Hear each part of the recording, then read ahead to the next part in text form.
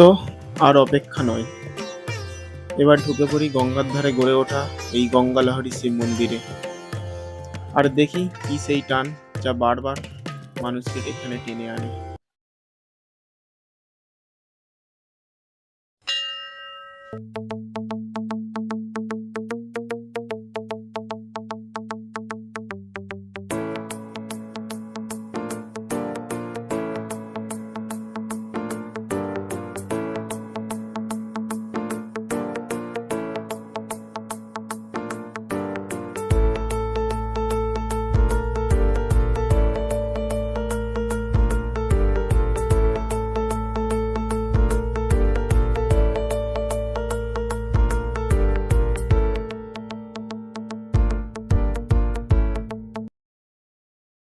তো প্রথম দেখাতেই চোখে পড়ে এই মন্দিরের আলাদা একটা স্থাপত্য। দূর থেকে দেখলে মনে হয় লাল ইটের তৈরি এক জীবন্ত শিল্পকর্ম গঙ্গার ধারে দাঁড়িয়ে আছে। এই মন্দিরের সবচেয়ে বড় বৈশিষ্ট্য হলো এখানে কোনো প্লাস্টার ব্যবহার করা হয়নি। পুরোটা তৈরি হয়েছে একদম উন্মুক্ত ইটের কাজ দিয়ে, যাতে ইটের নিজস্ব সৌন্দর্যটাই সামনে আসে। আর ভালো করে দেখলে বোঝা যায় সব ইট এক লাইনে নয়, কোথাও একটু বাইরে, কোথাও একটু ভিতরে। এই অল্প অদল বদলের কারণেই সূর্যের আলো পড়লে তৈরি হয় দারুণ আলো ছায়ার খেলা। তাই দিনের আলাদা সময় আলাদা রূপ নেয়। শোনা যায় এই ডিজাইনের অনুপ্রেরণা এসেছে এখানকার স্থানীয় ইটভাটার কাছ থেকে, আর নির্মাণেও ব্যবহার করা হয়েছে স্থানীয় ইট। তাই এটা শুধু একটা মন্দির নয়, মাটির সঙ্গে জোড়ানো এক পরিচয়।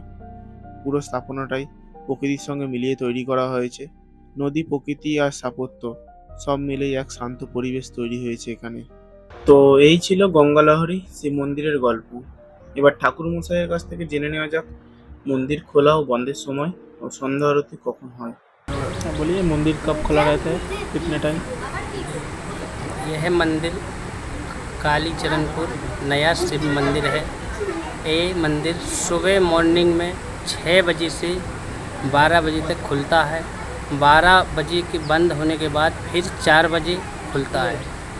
4 बजे से 8 बजे तक खुलता है। आरती का समय सुबह 7 बजे है।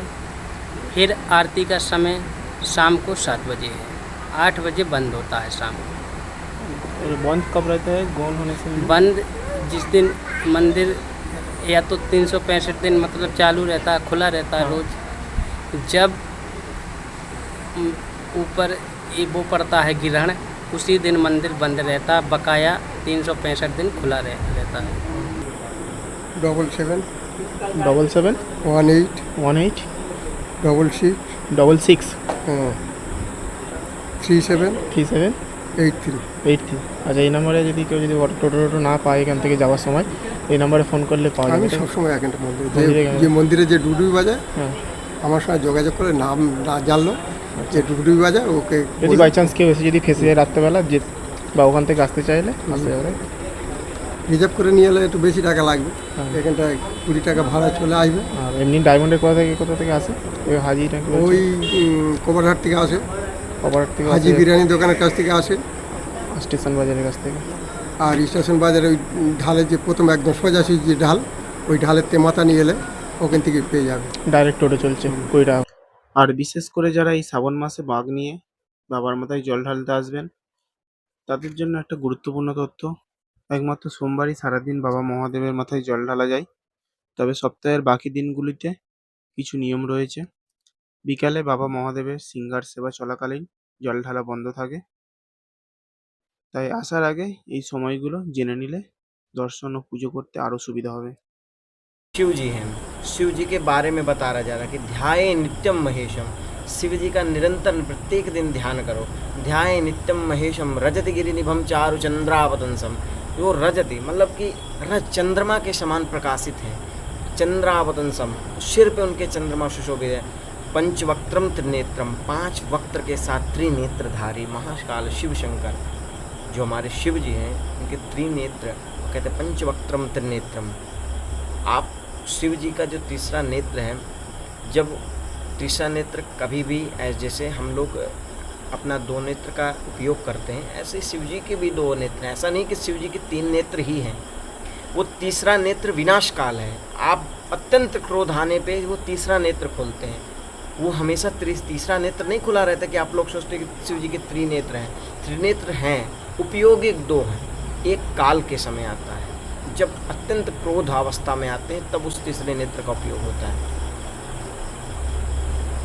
ये सुन के तो मन को शांत हो गया। बिल्कुल बिल्कुल, शिव जी हैं ही, शिव भोले हैं, शिव काल हैं, शिव सब कुछ हैं। आप अगर शिव का ध्यान करना चालू करते हैं तो आपको सब कुछ ही प्राप्त होता है, क्योंकि शिव ही एक ऐसी माया है जो आपको कहाँ से कहाँ ले जाएगी आपको पता ही नहीं चलेगा।